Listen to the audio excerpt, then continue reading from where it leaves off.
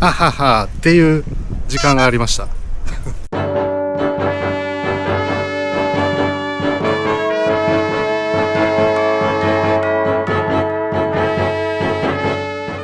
はい、8時になったので朝食会場の3階に上がってきました。いやー、シーギリアロック神々しいですね。太陽に照らされすぎてあんまり今見えないけど、見にくいけど神々しいです。まずは大量のフルーツとヨーグルトです。これあとコーヒーが運ばれてきました。いや豪華ですね、フルーツ。その後運ばれてきたのはこれフレンチトーストっぽかったですね。でちょっとした野菜とソーセージとオムレツって感じです。うまそう。いただきます。蜂蜜を垂らしていただきます。うまっ。でソーセージ、まあソーセージは微妙ですけど、まあ市販のソーセージを茹でたって感じですかね。でオムレツ、うまいうまい。個人的にはもう十分満足な朝食です。ごちそうさまでした。この岩味噌不満ねえな。1泊4000円以下で朝食付きでこれですからね。最高です。おすすめです。でこの階段の脇に洗濯機があって使っていいそうです。でなんと日本円300円です日本円しか使えないっていうのが面白い。時間は10時42分になりました。出かけようと思います。で本当はもっと早く出ようと思ったんですけども、洗濯機使わせてもらったんですよ。300円使って。でそしたら洗濯中に停電になっててか早朝も何回か停電になったんですよね。洗濯中停電になっちゃったんで外出れなくて停電治ったら途中から洗濯機動いてくれたんで、洗濯自体は問題なかったんですけど、結構時間はロスしましたね。で今からですね、昨日ちらっとお話したんですけど、ダンブッラに戻ってちょっと一箇所だけ行きたいとこあるんで、ちょっと遠いんですけどダンブッラまで行こうと思います。でここに来るときは力車で2000ルピー使って力車で来ちゃったんですけど、ダンブッラまでバスも出ているので、まずはダンブッラ行きのバスが来るバス停まで行こうと思います。でここから歩くと30分ぐらいかかるっぽいので、ちょっと流しの力車を捕まえてバス停まで行こうかなと思います。ということでメインストリート、メインロードに出てきたんですけど、流しの力車意外と少ないですね。どうしようかな、ピックミで呼んでもいいんだけどね。ちなみにこの脇道からメインストリート出たとこになんかバス停っぽい表記があるんだけどダンブッラ行きのバスもしかしてここ止まるんじゃないの。ちょっとここでバス待ってみようかと思います。もしここにダンブッラ行きのバスが止まってくれるんならめちゃくちゃありがたいんだけど、どうなんだろう。バスが聞いた。あ、ダンブッラって書いてある。やった、めっちゃ嬉しい。ダンブッラ、いや、オッケー、Thank you。やった、ダンブッラだ、ダンブッラ。いや、あそこのバス停でよかったんだ。すげえ嬉しい。ってことはもうめちゃくちゃ好立地じゃん、あのホテル。車内で集金あって90ルピーです。安い。車内の様子はこんな感じで 2×2 って感じのシート配置ですね。2人掛けの椅子が2列。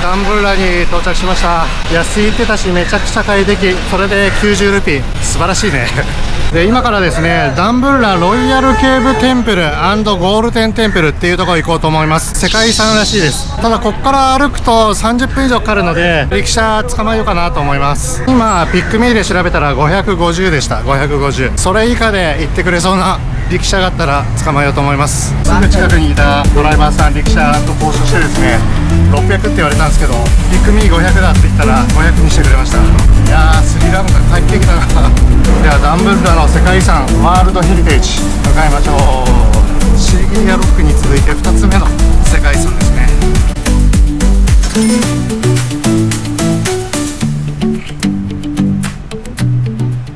はい、力車500ルピーで来てもらいました。エントランスケーブロックテンプルということで、では入ってみます。はい、ここがチケットカウンターで3000ルピーみたいですね。チケット買いました。残念ながらキャッシュオンリーでしたね。3000ルピー払いました。では、結構な階段を上るみたいですね。行ってみましょう。はい、この階段を上っていくようです。自分の想像よりもずっと上り階段長かった結構きつい。で後ろを振り向くともうこんな絶景ですよ。いやー、いいっすね、スリランカ。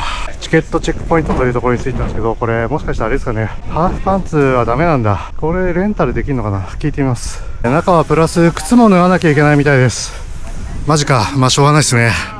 ということで裸足になりました。裸足になること自体は神聖な場所なんでしょうがないですけど、暑い。地面が暑い。はい、ということでレンタルの布みたいなものを巻いてもらいました。レンタル料100ルピーです。安くていいですね。チケットチェックポイントもチケットを見せて、通過しました。でこちらのダンブッラの石窟寺院は1991年に世界遺産に登録されたらしいです。で当初はダンブッラの黄金寺院っていう名前で登録されたらしいんですけども、途中で名前が変わって石窟寺院になったそうです。でウィキペディアによると、なんと紀元前3世紀頃からあったそうです。もうその頃から重要な僧院として機能していたそうです。とんでもない長い歴史がありますね。今中に入ってきましたが、すごい仏像がたくさん並んでますね。でこれが洞窟の中にあるから石窟寺院っていうんですよね。あ、すごい。こっちに涅槃像、涅槃仏っていうのかながある。あ、ちゃんと枕まで。なかなか大きいですね。スリランカの仏教徒の方にとって相当重要な場所だっていうのが分かりますね。ほんとたくさん仏像が並んでます。紀元前3世紀とかもその時代にもうこの洞窟の中にこのような寺院、寺を作ってたってことですもんね。それを考えるとすごいな。なかなか荘厳な雰囲気です。この仏様たちのよく見ると耳たぶが福耳で、よくよく見たら柱とか天井にも絵が描かれてましたね。すごいな。洞窟のこの形状に沿ってちゃんと書いてありますね。すごいすごい。手が込んでる。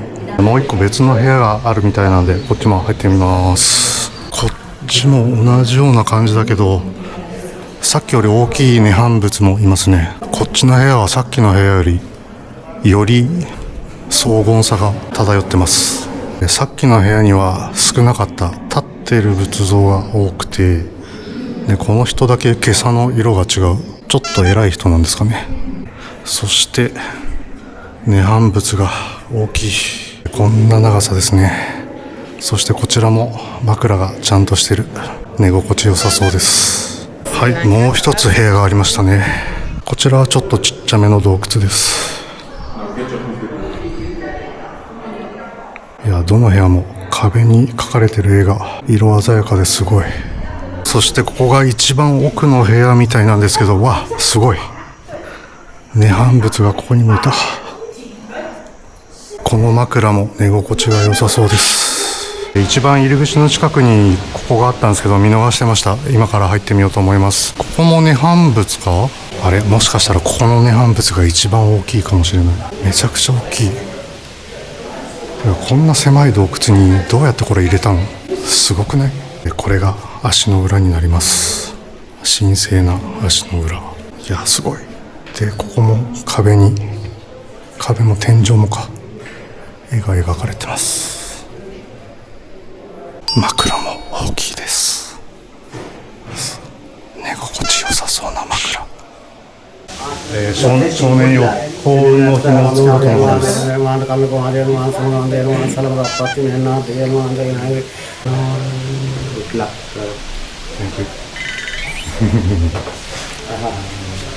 寄付ですね。幸運の紐と呪文をいただいたことで100ルピー寄付してきました。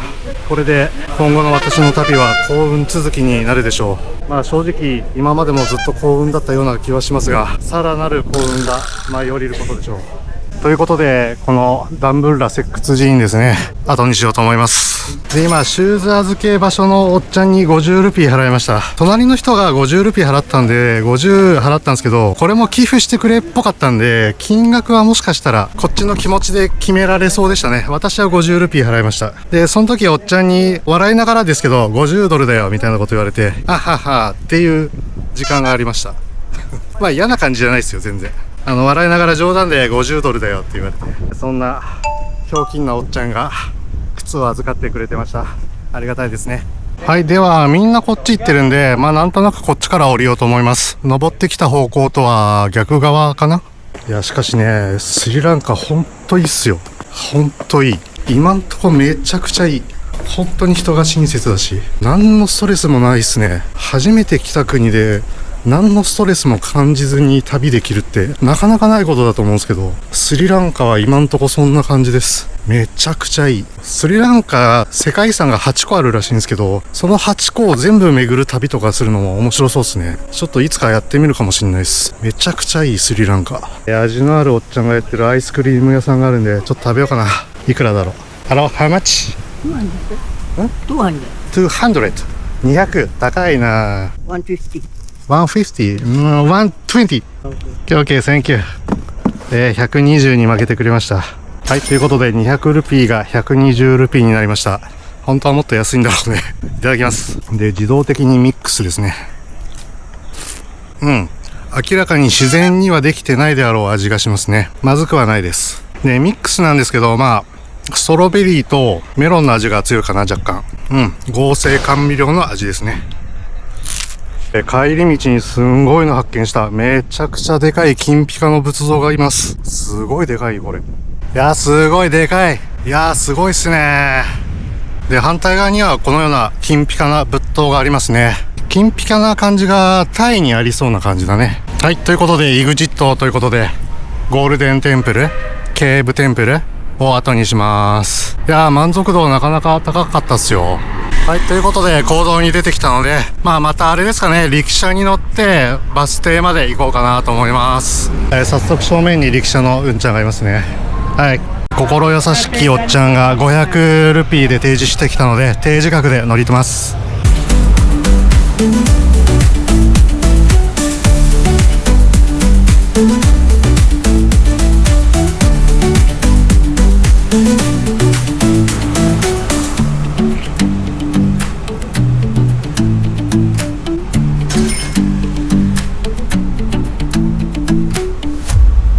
バス停に着きました。昨日はここでちょっと待ってから陸車乗っちゃったんですけど、シーギリア行きのバスが来るのを待ちますが、わかるかなバスがさっぱりわかんないですけど、とりあえず来たバス全てにシーギリアって聞く作戦にします。みんな優しいからそれで全然大丈夫そう。あれがシーギリア行きのバスっぽいですね。さっき話しかけた兄ちゃんがわざわざ私に教えてくれました。優しい。あ、シーギリアって書いたんじゃん、ちゃんと。いや、嬉しいわ、優しいわ、みんな。最高。スリランカ最高。よっしゃー、乗り込みます。いやー、みんな優しいな、スリランカ。後部座席に乗り込みました。いやー、無事にこれでシーギリアに帰ります。優しい、ほんとスリランカで、乗車料金はもちろん行きと一緒で90ルピーです。シーギリアに戻ってきました。で、今1時29分になります。今から宿に戻ろうかなともちょっと思ったんですけど、時間余ったんで茶でもしばきに行きます。ということで、昨日の晩飯を食ったところあたりに行きましたね。この辺で茶しばきます。今ですね、お店入ったんですけど、昨日のディナーの店の隣の店に入りました。で、飲みたかったものがセイロンティーなんですよ。スリランカで超有名な。それを聞いて探し回ったら意外となくて、で、この店でも聞いたら、スリランカティーねって言われてスリランカティーなのとりあえずあるみたいなので入りまして、2階のテラス席に行きました。ということで、スリランカティーなるセイロンティー、あとマンゴーロティーを頼んじゃいました。めったにスイーツ食べないですけど食っちゃいます。今ちょっとチャット GPT で調べたら、スリランカティーは基本的にセイロンティーのことを指すらしいですね。スリランカは昔セイロンと呼ばれていたらしいです。知らなかった。なのでスリランカティーは基本的にはセイロンティーだそうです。はい、セイロンティー運んできてくれました。で、ポットからついでみました。色は黄金色って感じ。いい匂いがします。いただきます。ではセイロンティーいただきます。めちゃくちゃ香り豊か。なんて言えばいいかわかんないけど、すごい、なんつうの、高級そうなというか、高級そうで甘そうな匂い。うまい。紅茶は紅茶なんですけど、高級そうな匂い。そしてマンゴーロティーも来ました。もうマンゴーがちょっと見えてますね。いただきます。ではマンゴーロティーいただきます。これはマンゴーが入ってますね。いただきます。スリランカは暑いですか？スリランカは暑い？暑い。今急に日本語ペラペラな店員さんが来て話しかけられました。めちゃくちゃ日本語上手だった。マンゴーロティの味なんですけど、正直普通っすね。まずいわけではもちろんないんだけど、ロティの中にマンゴー入ってるなーって感じの味です。マンゴーは冷たい方が美味しいですね。ごちそうさまでした。お会計1550ルピーでした。クレカ払い OK です。ではですね、一旦ホテル宿へ帰ります。道端にいたトゥクトゥクで400ルピーですね。最初600で提示されたけど、昨日と同じ400で OK してくれました。はい、ということで岩見荘に戻ってきました。で、今2時23分なんですけど、夕方にまた出かけようと思うので、それまではちょっと部屋でゆっくりしようと思います。4時5分になりました。またですね、宿にトゥクトゥクをお願いしてました。今回はですね、ピドゥランガラシーギリアロックの北側にあった今朝見たやつですね。上の方からピドゥランガラロックを登りたいと思います。宿にトゥクトゥク手配をお願いしまして、往復で2500ルピーでした。ピドゥラングラロックの入り口に着きました。結構距離あってトゥクトゥクで18分ぐらいかかりましたね。あんまりよく分かってないんですけど、ここをまっすぐ行けばいいんですかね。そこでチケット1枚買いました。1人1000ルピーでした。チケット売り場があったっていうことはここで間違いないですね。では登っていきましょう。ちなみに今4時25分です。ピドゥラングラはどんぐらいで登り終えますかね。相変わらず道順がわかんない。ここでいいのかな。なんか違うような気がするんだけど、運よく近くに人がいたので、この人たちについていけばいいかな。多分前の2人についていけば大丈夫でしょう。こっから登り始めます。で、ちなみに今日のサンセットの時間が6時前なので、夕日の時間を狙うにしたらまだ全然時間あるんで、今回もゆっくり行こうと思います。シーギリアロックに比べるとだいぶワイルドな道ですね。もうこの岩のバランスとかすごいな。えらいとこ通るな。で、なんか噂によると最後頂上付近に結構険しいとこがあるらしいですね。結構一つ一つの段差が高低差あるんですよね。そういう意味だとシーギリアロックよりちょっときついかも。いや、ほんとワイルドな道っすね。4時41分、こんなすごい景色のいいところに着きました。多分上までもうちょいっぽいですね。いやー、いい景色です。心が現れるかのようですね。頂上直前の難所と言われている場所はおそらくここですね。よっ、あれ、この先か。どうなってるかわかんないけど、どうなってんだろう。そうですね。なかなか狭そうだけど、でもどうなんだろう。ちょっと気をつけ、滑るのを気をつけさえすれば、そうでもないような気が。ここは頭をぶつけないように気をつけて進みましょう。狭い、確かにここは。で、ここを登るのか。よっ、OK。ここか。ここはなかなか急できつそうですね。いや、これ撮影しながら行けるかな。カメラはブレるでしょうけど、撮影一応しながら行ってみようと思います。すいません、あそこ狭いから無理だな。カメラのレームってぶつけるから、すいません、カメラ一旦しまいます。今この最大の難所を登ってきました。両手使えればそこまできつくなかったですね。で、行った先がこれです。すごい、シーギリアロック、素晴らしい。ピドゥンラガロックの上から見るシーギリアロック、最高ですね。いや、美しい。いや、このピドゥンラガロックもそうだけど、あんな一枚岩があそこにだけあるっていう不思議ですごいですね。いや、これは結構感動だわ。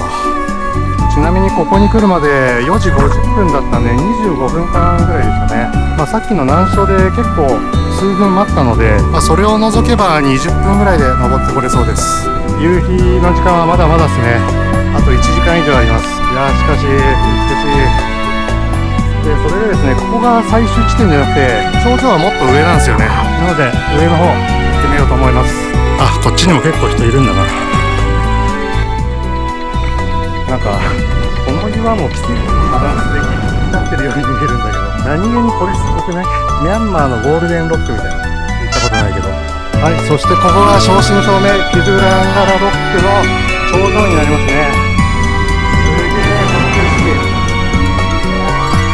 いやいやいやいや、何これ。はオートの後、お城の後だから遺跡みたいになってて、ただこっちはそういうのじゃないからただの岩山なんですけど、その分柵とかが何もないからめちゃくちゃ景色がいいんですよね。すげえすげえ。で、シーギリアロックね、こっち。いや、すげえわ。周りの景観を見るんであればシーギリアロックよりもしかしたらこっちの方がいいかもしれないね。ではちょっと外周を回ってみようと思います。もう本当これこそ360度絶景っていう感じ。すげえ。この先行くのはちょっと怖いねいやー景色すげえ。向こうの先端はどうなってるんでしょうか。すごい景色、すげえ。こっから見る絶景がなんか火事になってる。大丈夫だね。こっからの絶景が半端ない。いやすげえすげえ。おおやばい。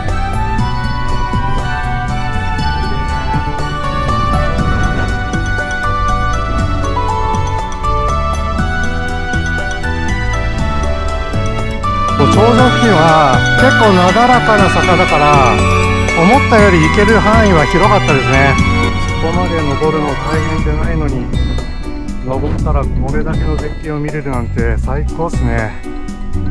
シーギリアロックもいいけどピドゥランガラロックもめちゃくちゃいいっすよ。やっぱりシーギリアロックが見えるこの場所が一番人気みたいですね。あとはさっきちょっと1個下行ったところ、そこはやっぱ人気みたいです。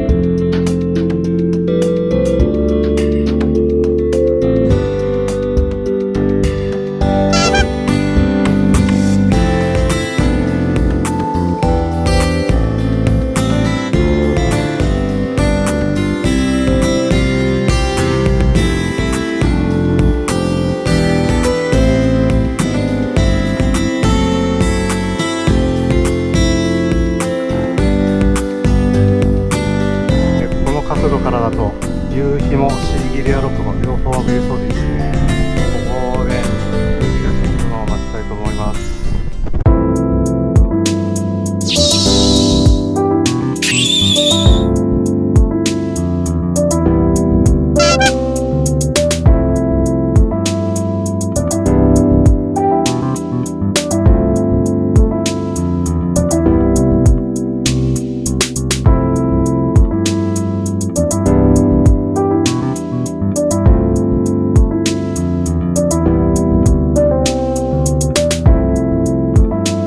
はい、ということで綺麗な夕日が見れました。雲に隠れたんだけど最後の最後にまた雲と山の間に太陽顔出してくれましたね。めちゃくちゃ赤くて綺麗な夕日でした。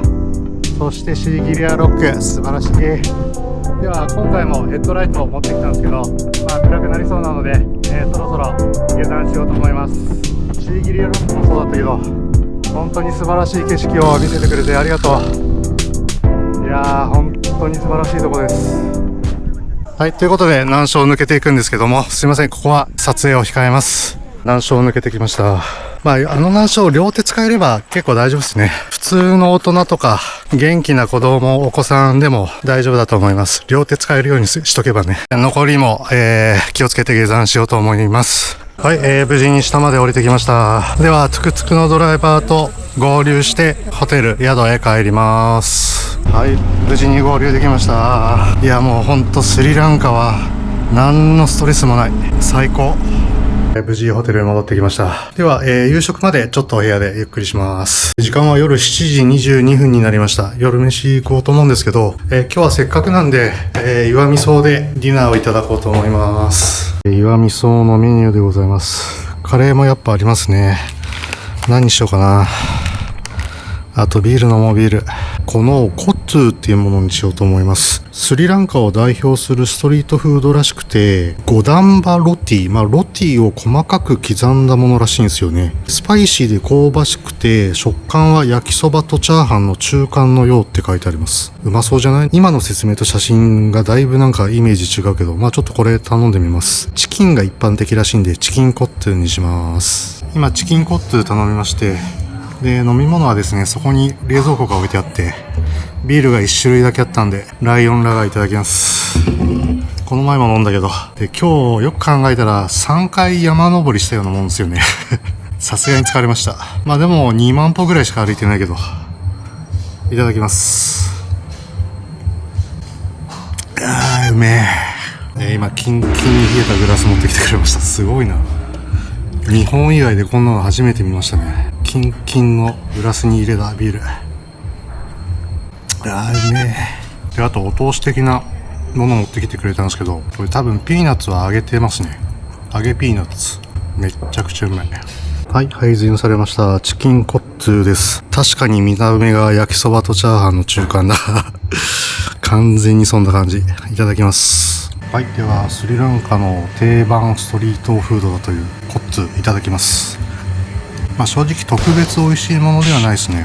ただまあ全然食えるというか、あ、なるほどねっていう感じの味ですね。で、さっき話したようにロティを刻んだものだから結構食感は若干ねっちょりしてる感じ。だから結構食べ応えはありますね。で、味付けもなんとなくソース焼きそばっぽい味付け。だからなかなか濃いめの香ばしい味ですね。全然食えることは食えます。まあ正直もう一回食べようとはあんまり思わないけど、全然食えます。なんとなくアイスクリームを頼みました。バニラ、チョコレート、ストロベリーの3種類から2つ選んでって言われて、バニラとチョコレートにしました。うまい。いやー、アイスうまいわ。ダンブッラで食べた合成甘味料の味とは違いますね。ここのアイスはうまいです。ごちそうさまでした。昨日のリベンジですね。ホタルを探しに行こうと思います。今日はホタルがいるぞということで、見えないけど、どこだ？今一瞬上空に明かりが見えたので、一瞬ホタル見えました。はい、ということで、一瞬明かりは見えたんですけども、残念ながらホタル自体を見ることもできなかったですし、カメラに収めることもできませんでしたが、しょうがないですね、こればっかりは。では部屋に戻ります。それでですね、今、夜8時37分なんですけども、シャワー浴びて今日は休もうと思います。で、明日チェックアウトですね。で、明日はですね、まずダンブッラへ行くんですけども、最初にここに来た時と同じトゥクトゥクのお兄ちゃんと WhatsApp でやり取りして迎えに来てもらうことになっていたので、ダンブッラまではトゥクトゥクで行って、で、ダンブッラから、長距離バスに乗ってですね、で、明日はキャンディーというところに行きます。なんと私全然知らなかったんですけど、スリランカ第2の都市らしいですね。では本日はおやすみなさい。おはようございます。宿の朝食をいただきます。今日はヨーグルトはないけどフルーツジュースがついてきました。飲んでみたらスイカジュースって感じでしたね。そして今日はトーストがつきましたね。オムレツは昨日と一緒です。いただきます。改めておはようございます。10月2日木曜日9時14分になります。この後チェックアウトいたしますので、この岩味噌を、評価したいと思うんですけども、星5点中 4.5 です。まずもうとにかくコスパが素晴らしいですね。部屋広くて清潔で、設備も基本的にはほぼほぼ、揃ってます。朝食も無料ということで、それで4000円以下ですね、1泊。最高ですね、コスパ。もう正直5点にしようかとめちゃくちゃ迷ったんですけど、この地域的にしょうがないかかもしれないんであれなんですけど、一応ちょっとデメリットを言うと、虫がそこそこ出るっていうのと、あと停電が結構何回もあったっていうところですね。ちょっとね、停電は若干困ったりもしたので、4.5 って感じにします。ということで、10時前ぐらいにチェックアウトして、で10時に向かいのトゥクトゥクオートリキシャが来てくれますので、今日はキャンディーへ向けて移動となります。はい、時間9時50分になりました。チェックアウトします。はい、今チェックアウトしました。いや、本当岩味噌おすすめです。シーギリアロックを見にシーギリアまでいらっしゃる方、岩味噌はマジで激推しです。はい、で今時間が9時56分、向かいの力車が来てくれてるかもしれないので、ホテルのエントランスまで行きます。あ、それっぽい人がいますね。